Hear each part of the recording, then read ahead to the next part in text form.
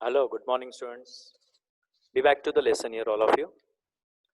Today we are going to study from the chapter number 10, Organs of Government, page number 80 of your SS textbook, Governance at the Local Level. Up till now, what we saw is these are the following things which we saw. That is, the last point was administrative system, and that is administrative executive. उसमें political executive भी होते हैं और plus दूसरे भी, okay? जो आमतौर पे एडमिनिस्ट्रेटिव एग्जीक्यूटिव का काम करते हैं, एग्जाम्स देकर पास होकर आते हैं और उसमें कुछ हद तक जिला सेवा सदन, डिस्ट्रिक्ट लेवल ऑफिस होता है जिला सेवा सदन का, देयर एक्सपर्टाइज नॉलेज और ये सब कुछ वो ब्रॉड लेवल पर जो ब्रॉड एक्सपीरियंसेस होते हैं वो भी हमने पढ़ा। अब बात आती है एग्जैक्टली मैंने आपको ऑनलाइन का एंटी करप्शन ब्यूरो का नंबर भी दिया कि जो हम कंप्लेन कर सकते हैं किसी के खिलाफ, और लास्ट लाइन पढ़ा था that political stability is expected from the administrative system as there is a government comprising of different political parties. अलग अलग पॉलिटिकल पार्टीज की मदद से हम एक स्थिरता, पॉलिटिकल स्टेबिलिटी ला सकते हैं एडमिनिस्ट्रेटिव सिस्टम में, correct? The administrative system helps to excel the development of the government by implementing various development schemes and programs. कोई भी एडमिनिस्ट्रेटिव सिस्टम क्या करती है? हेल्प करती है किस चीज को एक्सपांड करने के लिए, एक्सेल करने के लिए? Development of the government, government की डेवलपमेंट कैसे होगी इसके लिए एडमिनिस्ट्रेटिव सिस्टम मददगार रूप साबित होता है और उससे इंप्लीमेंट किया जाता है जो भी डेवलपमेंट की स्कीम्स है और प्रोग्राम्स है। लेकिन सवाल ये उठता है, what about town level and village level? Now we will study about that. Clear? So let us understand it properly. Governance at the local level. It is extremely difficult to carry out the governance of the entire nation from a single place. एक जगह से पूरे country को संभालना highly impossible. It's not so easy. Possible तो है लेकिन इतना आसान नहीं है. As the central government, एक central government जो चुनकर हम लाते हैं लोकसभा से, तो वो पूरे कंट्री को संभालने का जो काम करती है तो उसके पीछे उन्हें एक अरेंजमेंट करनी होती है. Okay? Has the way too many responsibilities, क्योंकि उनके ऊपर ही दुनिया भर की जिम्मेदारियां होती है, क्या क्या संभालेंगे. So the power is decentralize. पहले सेंट्रलाइज मतलब पूरा का पूरा सेंटर के पास अधिकार होता है और उस पूरे अधिकार को वो बांट देते हैं, उसको डिसेंट्रलाइज प्रोसेस कहते हैं. With the objective to timely solve the various problems, different needs, expectations, aspirations of the people, ताकि वक्त पर, time to time, there are different problems of the people, there are needs, उनकी ज़रूरतें हैं, उनकी आशाएं हैं, ओके, उनकी भावनाएं हैं, ये सब चीजें देखनी होती है गवर्नमेंट को. और इसलिए डिसेंट्रलाइजिंग की प्रोसेस से, ओके, जब पावर पास की जाती है, that is by decentralising the power, the administration can be carried out easily and efficiently. इससे क्या होगा? जो भी एडमिनिस्ट्रेशन की प्रोसेस होगी, गांव से लेकर, टाउन से लेकर, विलेज से लेकर, ओके, डिस्ट्रिक्ट तक कैसे संभाले, तो वो एडमिनिस्ट्रेशन अच्छी तरीके से बांटा जाता है और इससे काम बड़ा आसान और काफी पावरफुल बनता है, एफिशिएंट बनता है. ना लोकल लेवल पर गवर्नमेंट कैसी होती है? At the local level the institute of local self governance have emerged. Local level पर जो इंस्टीट्यूट है उसको लोकल सेल्फ गवर्नेंस बनाकर भेजा जाता है या चुना जाता है. When the administration of a village, town or city is carried out by the representatives of the people, जो भी एडमिनिस्ट्रेशन है विलेज का, टाउन का, सिटी का, ओके, इनका जो प्रोसेस है एडमिनिस्ट्रेशन का, इसके लिए एक रिप्रेजेंटेटिव चुने जाते हैं और ये रिप्रेजेंटेटिव हम वोटिंग डालकर चुनकर लाते हैं by the people. And at what level they are elected? They are elected by the locals in the local institutions. Local level पर लोकल इंस्टीट्यूशंस में से चुने जाते हैं और फिर हम उन्हें सरपंच से लेकर ऊपर डिस्ट्रिक्ट लेवल पर अलग अलग गवर्नमेंट की पोस्ट देते हैं. Okay, and then such organisations which we finally decide with the help of the voting to those representatives, such institutions or organizations are called as institutes of local self governance. अब उसमें detail में जाते हैं. For administrative efficiency of geographical regions, geographical जो regions है, अलग अलग प्रकार के जो एरियाज है, फॉर दैट एडमिनिस्ट्रेटिव एफिशिएंसी देखने के लिए the responsibility and the functions of the government are divided to the local organizations. जो भी functions हैं, okay, जो भी जिम्मेदारी है, responsibilities हैं, इनको गवर्नमेंट के ऊपर अच्छी तरह से लोकल ऑर्गेनाइजेशंस के कंधों पर डाल दी जाती है. सिमिलरली द म्युनिसिपैलिटी और म्युनिसिपल कॉर्पोरेशन, ये म्युनिसिपल कॉर्पोरेशन आपको तो पता ही यहाँ पर ही रहता है, इसलिए आपको आइडिया है, लेकिन म्युनिसिपैलिटी और म्युनिसिपल कॉर्पोरेशन में फर्क क्या है? लोगों की संख्या कितनी है उसके हिसाब से, ओके. नगर पालिका और महानगर पालिका, तो नगर पालिका म्युनिसिपैलिटी होता है, ओके, और महानगर पालिका म्युनिसिपल कॉर्पोरेशन होता है, ये सिटी लेवल पर होता है.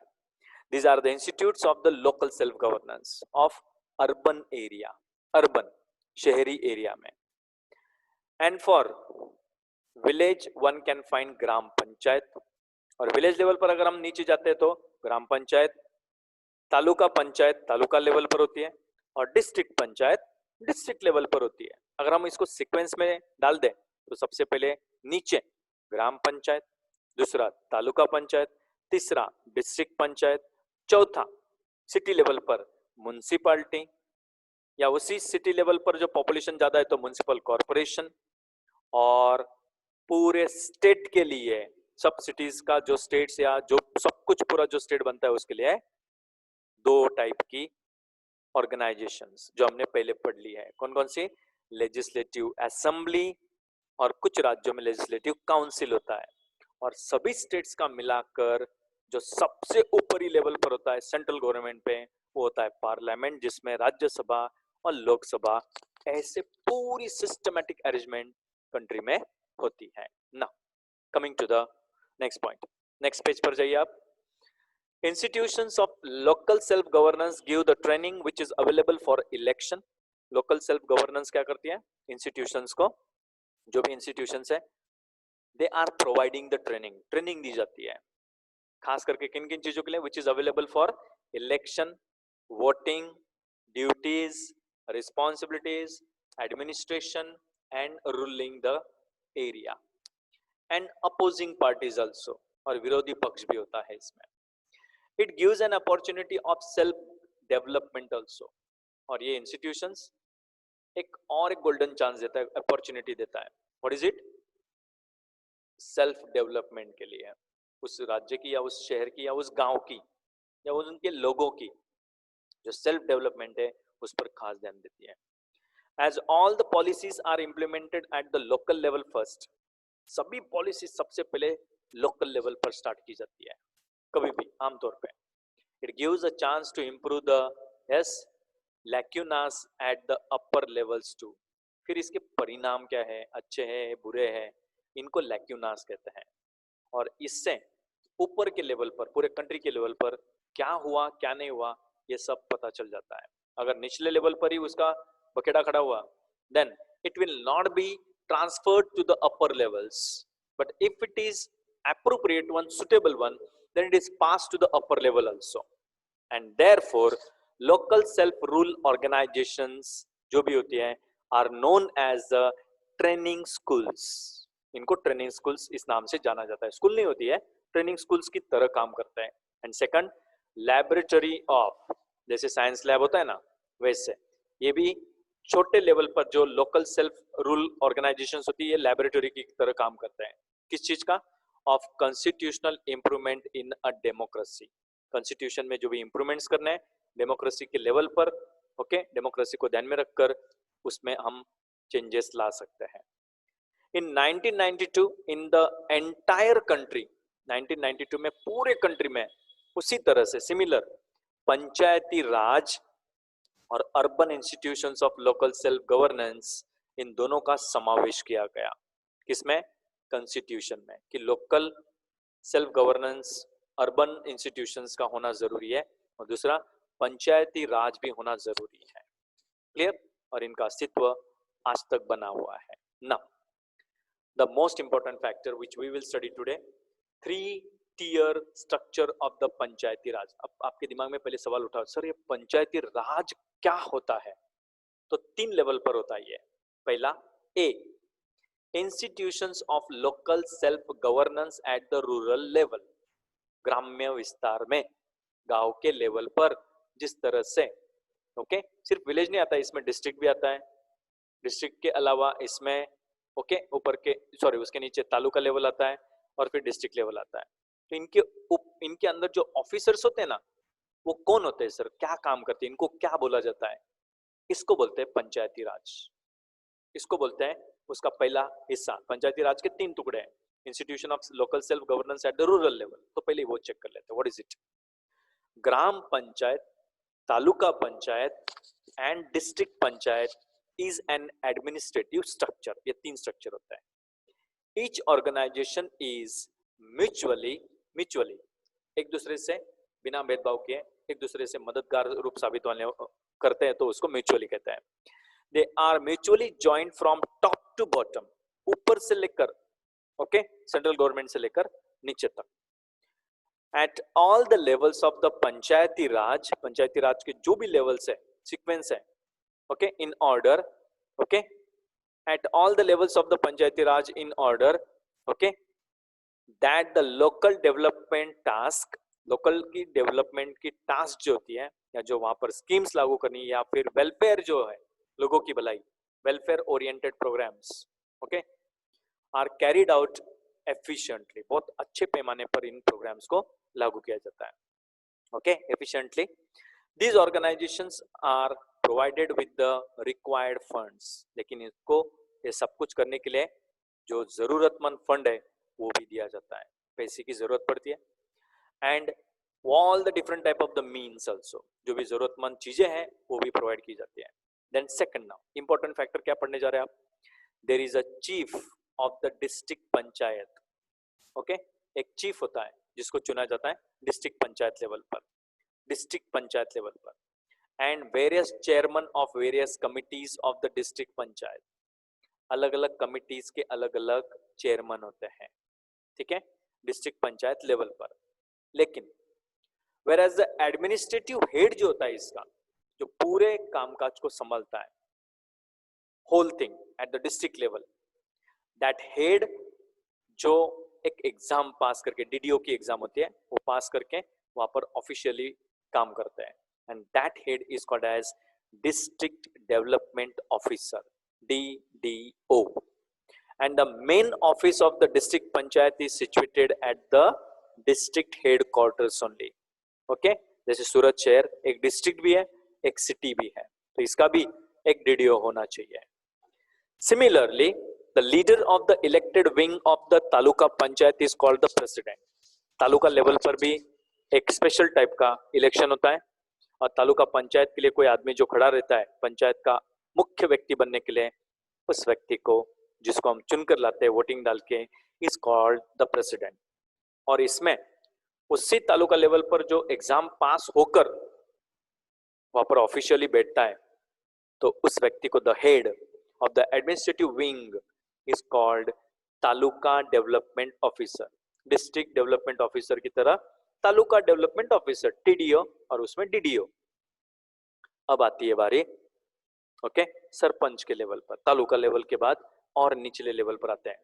अब वहां पर क्या होता है सर? वहां पर चुना जाता है तो वो तो सरपंच होता है, लेकिन वहां पर एग्जाम पास करके कौन बैठता है सब कारोबार संभालने के लिए, वो भी चेक कर लो। At the lower level sarpanch is the representative, जिनको हम वोट डालकर चुनकर लाते हैं, लेकिन जो एग्जाम पास होकर वहां पर ड्यूटी करता है, एडमिनिस्ट्रेटिव हेड जो होता है, तो होता है तलाटी प्लस मिनिस्टर, तलाटी कम मंत्री बोलते हैं उसको। उसकी एग्जाम होती है, ओके, वो पास करके आप विलेज लेवल पर एक एडमिनिस्ट्रेटिव हेड बन सकता है। And he handles the administration of the panchayat, gram panchayat का पूरा एडमिनिस्ट्रेशन प्रोसेस, जैसे कि गांव की जमीन किसके नाम पर है, उसका रिकॉर्ड, ओके, सिंपल चीजें बता रहा हूँ, कितने हद में क्या, स्कूल का कितना एरिया है, ग्राम पंचायत की हद कौन सी है, ग्राम पंचायत की जमीन कौन सी है जिस पर कोई भी इलीगल काम नहीं किया जा सकता। Simple, that is the process. और ये हैंडल कौन करता है? यस, तलाठी कम मंत्री। डिस्ट्रिक्ट लेवल पर डीडीओ करता है और तालुका लेवल पर टीडीओ करता है, बस इतना ही फर्क है। The village is which the village in which the election and the sarpanch are unanimously, बिना कोई भेदभाव के, elected are declared as Samras village. याद रखना, जहां पर बिना किसी भेदभाव के, ओके, जिसमें इलेक्शन में जो व्यक्ति को चुना जाता है सरपंच के तौर पे, और वो भी बिना किसी विरोध के डायरेक्टली सरपंच बना दिया जाता है, इसको समरस विलेज कहते हैं। And it is honoured by a prize also, और इसको समरस विलेज होने के नाते एक स्पेशल प्राइज भी दिया जाता है। वही प्रोग्राम यहाँ पर आपको डिटेल में दिया हुआ है, देख लीजिए आप। Second organ of government, second organ Indian constitution, उसके नीचे second organ of government bracket executive, उसमें दो टाइप के होते हैं, ओके, ए बी और सी।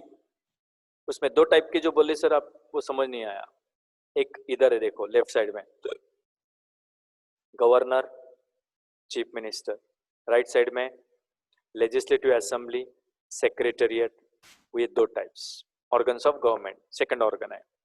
उसमें सेंट्रल लेवल पर अलग है, स्टेट लेवल पर अलग है, और थर्ड जो है institutions of the local self governance, अभी जो पढ़ा आपने, एक रूरल लेवल पर एक अर्बन लेवल पर।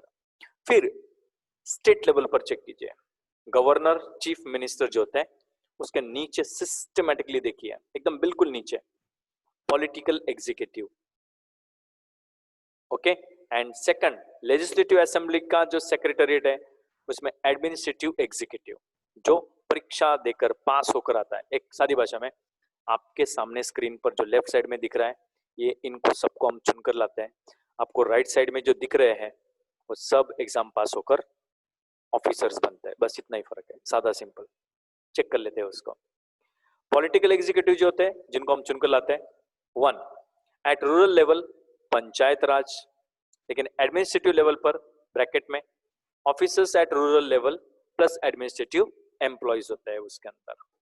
फिर इसमें लेफ्ट साइड में Panchayat Raj consist of the representatives elected by the people, उसमें step by step district panchayat में प्रेसिडेंट होते हैं, वाइस प्रेसिडेंट होते हैं, मेंबर्स होते हैं, और इधर डिस्ट्रिक्ट पंचायत में ऑफिस में एग्जाम पास होकर जो बैठने वाला मुख्य व्यक्ति होता है डिस्ट्रिक्ट डेवलपमेंट ऑफिसर होता है, DDO. Same taluka panchayat president, vice president and members होते हैं, एग्जाम पास होकर तालुका डेवलपमेंट ऑफिसर होता है जिसको हम टीडीओ कहते हैं। ग्राम पंचायत सरपंच को हम चुनकर लाते हैं, उसके नीचे उप सरपंच यानी कि डेप्यूटी सरपंच होते हैं, एग्जाम पास होकर जो आता है तलाटी कम मिनिस्टर मंत्री, ये एग्जाम से पास होकर ऑफिसर्स बनते हैं। This is the page 81 figure 2C1 and now let's move on the next point, that is B number point, urban institute of self governance. Urban institute जो होती है सेल्फ गवर्नेंस की, ओके, ये second type है। किस चीज का, ये भी देख लो पहले, हमें जो पढ़ रहे थे 3 tier structure of the Panchayati राज, इसका ए हो गया, फिर बी आएगा, फिर सी आएगा, ये पूरा दिमाग में रखना है आपको। सो let us go it. Urban institute of self governance, as per the 74th constitutional amendment, 74th time constitution में जो बदलाव किए गए, the urban areas were provided with the urban institute of self governance। Urban areas में urban को चलाने वाली institute के मुख्य अतिथियों को चुनने का अधिकार अर्बन लेवल पर किया गया, and it depends on the population of the area. जैसे कि सूरत शहर है, ये अर्बन इंस्टीट्यूट इसमें जो चलती है वो है म्युनिसिपल कॉर्पोरेशन, क्योंकि उसका पॉपुलेशन ज्यादा है। लेकिन अगर कोई डिस्ट्रिक्ट है उसकी पॉपुलेशन सिटी के बराबर नहीं है तो वहां पर हम म्युनिसिपालिटी खड़ी कर सकते हैं, ओके, म्युनिसिपालिटी होगी। सूरत में भी पहले म्युनिसिपालिटी होगी, लेकिन जैसे जैसे संख्या बढ़ती गई वो म्युनिसिपल कॉर्पोरेशन बन गया। Clear? So remember it properly. At the first level there is municipality, पहले लेवल पर सबसे पहले आपको अर्बन अर्बन एरियाज में किसको खोलने को मौका दिया जाता है, म्युनिसिपैलिटी को। एट द सेकंड लेवल, फिर अगर उसकी संख्या population goes upper and upper, बढ़ती गई पॉपुलेशन, फिर सेकंड लेवल पर म्युनिसिपैलिटी क्या बन जाएगी, म्युनिसिपल कॉर्पोरेशन। लेकिन अब उसकी पॉपुलेशन हद से ज्यादा हो गई, मुंबई सिटी, मुंबई करेक्ट 1.5 करोड़, तो थर्ड लेवल में घुस गया वो, तो उसको महानगर मेगा सिटी निगम कहा जाएगा। महानगर मेगा सिटी निगम, ऐसे उसका मुंबई, ओके, बीएमसी, ब्रोन Mumbai municipal corporation, clear.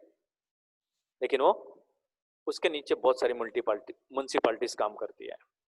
Apart from this there are chairman of various committees, सिर्फ इंस्टीट्यूशन काम की नहीं है, उसके अंदर कोई व्यक्ति भी तो होना चाहिए।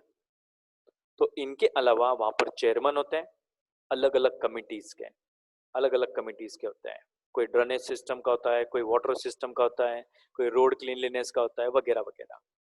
Chairman of various committees and corporators as per various wards, correct.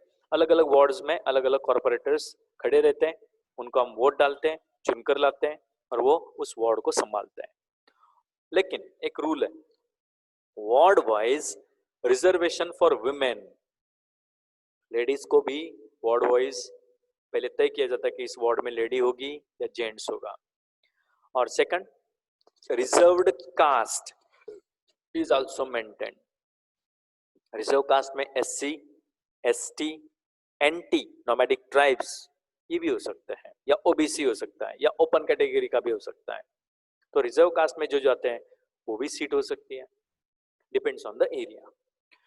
Various committees carry out various responsibilities of many fields in a decentralized manner. अलग अलग कमिटीज, अलग अलग जिम्मेदारियां, अलग अलग फील्ड में। अब फील्ड क्या होता है, मैंने अभी समझाया, ओके। जैसे एग्रीकल्चर का फील्ड अलग जन संभालेगा, इकोनॉमी का फील्ड अलग जन संभालेगा, पानी की व्यवस्था का अलग जन संभालेगा, करेक्ट। धन में ट्रांसपोर्टेशन का अलग जन संभालेगा, ओके। रोड के कितने ब्रिजेस बनेंगे, क्या बनेंगे, वो क्लीनलीनेस वाला अलग रहेगा। लेकिन ये सब कुछ डिसेंट्रलाइज मैनर में किया जाता है, मतलब बांट के किया जाता है, एक ही जन नहीं करता है ये सब कुछ। Then next, city planning. City planning करने के लिए भी एक ऑफिसर होता है, करेक्ट। सिटी प्लानिंग का एक ऑफिसर होना चाहिए, और वो तय करता है कि किस जगह पर कौन सी जमीन पर क्या बनेगा, ओके। देन लैंड रिफॉर्म्स, कौन सी जमीनों में क्या क्या बदलाव किए जाने चाहिए, वहां पर बगीचा बनेगा, वहां पर पेड़ पौधे रहेंगे, या फिर वो सैंक्चुरी रहेगा, या फिर नेशनल पार्क बना दिए। These are the reforms, okay. फिर उसमें चेंजेस आते हैं, ओके। दैट इज एनओसी वाली जमीन है कि कौन सी है, एनए की हुई है, नॉन एग्रीकल्चर है, या फिर प्योर एग्रीकल्चर है। फिर roads, bridges, flyovers, bridge constructions, water management, sewage management, gutter की लाइन जो होती है, okay, drainage system. Then civil development, environmental facilities, okay. Civil development environment की जो फैसिलिटीज है वो भी चेक करनी होती है। फायर डिपार्टमेंट सर्विस भी होता है उसमें, जैसे अग्निशामक होती है, जो आग लगने पर तुरंत हम फायर ब्रिगेड को कॉल करके अपनी सर्विसेज यस ले सकते हैं। देन एजुकेशन और हेल्थ दोनों का भी सवाल उठता है, स्कूल्स होंगी, हेल्थ के सेंटर्स होंगे, है ना। जैसे हर एक सिटी के अंदर आपको एक बड़ा सा सिविल हॉस्पिटल दिखता है, या पीएससी सेंटर्स भी होते हैं छोटे छोटे लेवल्स पर, अलग अलग कॉलोनीज में, ओके। फिजिकल हेल्थ सेंटर बोलते हैं उसको। Then culture and entertainment, culture को भी संभाला जाता है, करेक्ट।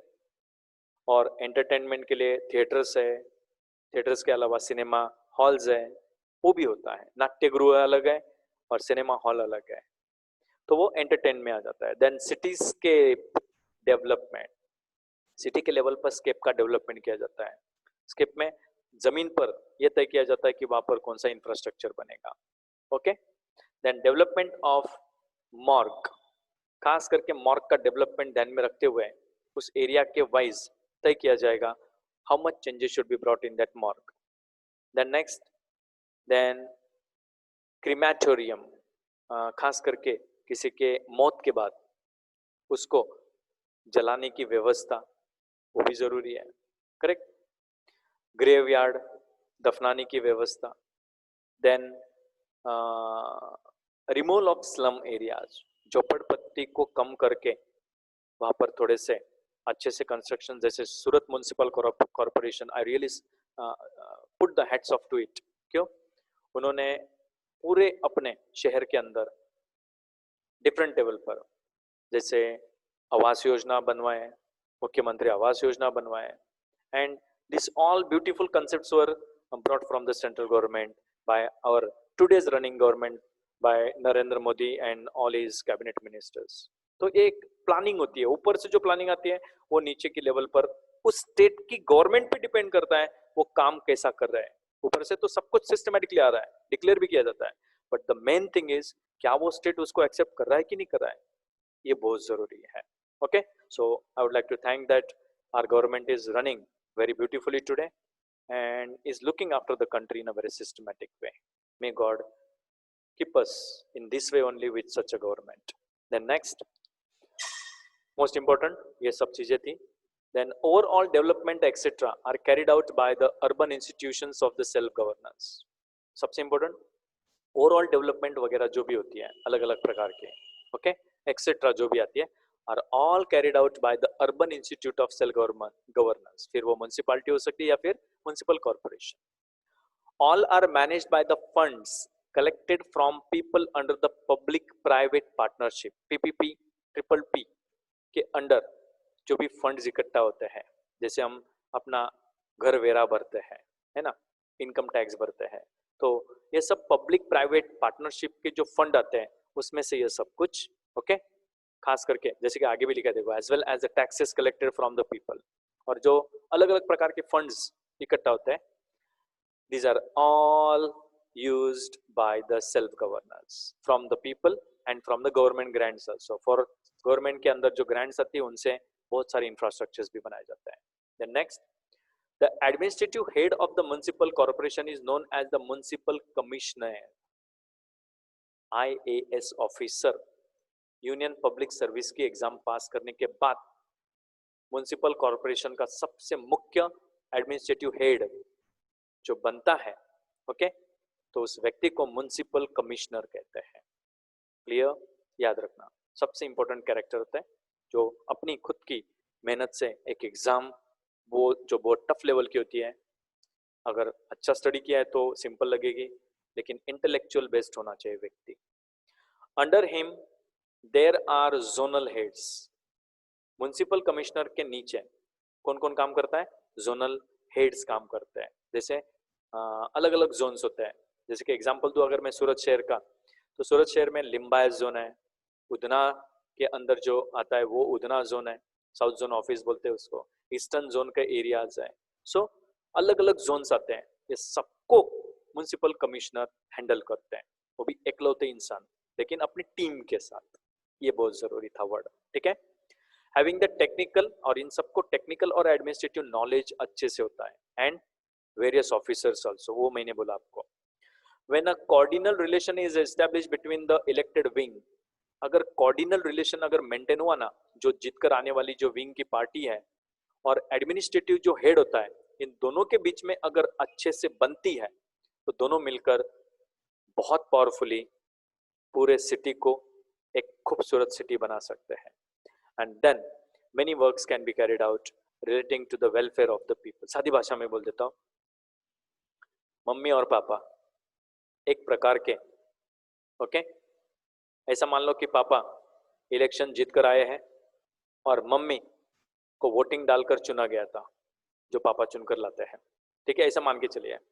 फिर वो दोनों मिलकर अगर सही ढंग से काम करेंगे तो घर या मकान एक खूबसूरत घर बन जाएगा, वरना दोनों की नहीं बनेगी ना तो सब कुछ बिखेर के रह जाएगा। That is the simple way to understand how the process is carried out. That's all. For today, we'll end here, and in the next session, we will try to move in the part of judiciary. Clear? You can take a glance कि आपका lesson जो बाकी है वो कितना बाकी है। एक जुडिशरी आएगा, फिर सीधा, ओके, आप लेसन के एंड में क्वेश्चन आंसर्स पर आ सकते हैं। अगर जुडिशरी को अगर हम यहाँ पर एंड कर देते हैं तो बेस्ट रहेगा। सो let us continue and just and the last part. Okay, judiciary में क्या आता है? The Constitution of India has accepted the ideals that all its citizens should get social, economical and political justice. Judiciary में जो constitution है हमारे India का, उसने क्या एक्सेप्ट किया? आइडियल्स। कौन से ideals? Accepted the ideals that all it's citizens, एक आइडियल दिमाग में बना के रखा हुआ है कि उसके सभी सिटीजन्स को social, economical and political justice मिलना चाहिए। Thereby a just, that is, yes, giving a very proper justice and equitable social order can be established। और इससे क्या होगा? एक लायबल और सुटेबल और इक्वल, सबको इक्वल तरीके से सोशल ऑर्डर एस्टेब्लिश करने का मौका मिलेगा। If any person breaks any law, then he is either punished or fined by the judiciary।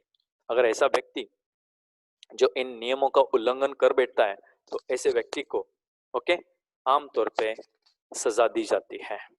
कोई भी प्रकार की जो सजा उसके लिए प्रिस्क्राइब्ड है या तो फिर उसके ऊपर फाइन लगाया जाता है। जो जुडिशरी ने अगर एक बार डिक्लेयर किया तो अगर मान्य नहीं करता है कोई व्यक्ति तो the judiciary checks whether the laws are in accordance with the constitutional provision. Judiciary क्या चेक करता है? जो नियम बना गए हैं वो कॉन्स्टिट्यूशनल प्रोविजन के अनुसार लगाए गए हैं नियम कि नहीं है। And if the law is not consistent, अगर कोई नियम सुटेबल नहीं है, कंसिस्टेंट नहीं है with the constitution according to the rules and regulations of the constitution, it declares the law unconstitutional and void it. ऐसे नियमों को क्या किया जाता है? ज्यूरिसडिक्शनरी में, ओके, जुडिशरी में, ज्यूरिसडिक्शन में बोल सकते हैं। ऐसे नियमों को हमेशा के लिए मिटा दिया जाता है, बंद किया जाता है। Last paragraph of your lesson, if federal system powers and functions are divided among the united states and centres, federal की सिस्टम के जो पावर्स होते हैं ओके और जो फंक्शंस होते हैं इनको अगर यूनाइटेड या यूनाइटेड स्टेट्स या यूनिट स्टेट्स में, सॉरी यूनाइटेड नहीं, यूनिट स्टेट्स में जो भी अलग अलग स्टेट्स है और सेंटर्स के बीच में अगर बांट दिया जाए, then it is the function of the judicial system to see that both the central and the state government, दोनों गवर्नमेंट, सेंट्रल और state government, carry out their work, own work without interfering with each other's work। सादी भाषा में दो एक दूसरे के बीच में टांग नहीं अड़ानी है, उनको उनका काम करने दो सेंट्रल गवर्नमेंट को, स्टेट गवर्नमेंट को स्टेट का काम करने दो। अगर कोई प्रॉब्लम है तो शायद दखल अंदाजी करनी पड़ सकती है। when, हाँ वही लिखा है आगे, and when any disputes arise between the center and the unit state, तो then they are solved by the Supreme Court। हमने सुप्रीम कोर्ट के बारे में जब पढ़ा था उसमें ये मेंशन किया था। The Indian judiciary is continuous and linear। Indian judiciary हमेशा कंटिन्यूअस फ्लो में चलती है और एक समान तरीके से, लीनियर मैनर में, एक समान तरीके से चलने वाली इस इंस्टीट्यूशन है। At the top, at the central level there is a supreme court, middle level पर स्टेट लेवल पर यस हाई कोर्ट्स और बॉटम लेवल पर there are trial courts, civil courts, criminal courts and various subordinate courts होती है। That's all for today. Have a nice day all of you. We'll continue question answers or the next lesson in the next session.